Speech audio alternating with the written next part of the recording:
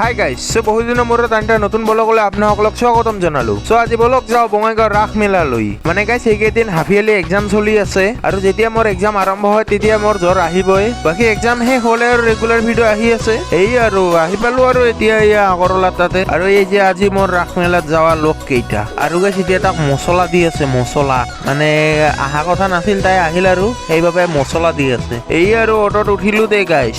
আৰু বঙাইগাঁৱৰ ৰাসটো জানে গান্ধী মৈদানত হয়, সেইবাবে আহি পালো আৰু গান্ধী মৈদানত তাতে। আৰু মেলাত তাতে আহি প্ৰথমলৈ আহিলো ইপিনে মন্দিৰলৈ আৰু এন্ট্ৰেন্সত দুপিনে অসমৰ দুজন মহান শিল্পী, এইপিনে ডক্টৰ ভূপেন হাজৰিকা আৰু আনপিনে জুবিন দা। আৰু আহিলো এতিয়া মন্দিৰৰ ভিতৰলৈ। ডেকৰেশ্যন খিনি এইবাৰ মানে ভালেই কৰিছে। আৰু এতিয়া মন্দিৰৰ তাতে সেৱা লোৱা কৰিলে তাৰ পৰা ওলাই ইপিনে যাওঁতে এক্সিটত দিব্য শৰ্মাকো শ্ৰদ্ধাঞ্জলি জনোৱা হৈছে। আৰু ৰাস মেলাত এইবাৰ আটাইতকৈ ভাল লগা ডেকৰেশ্যনটো হৈছে ইটো।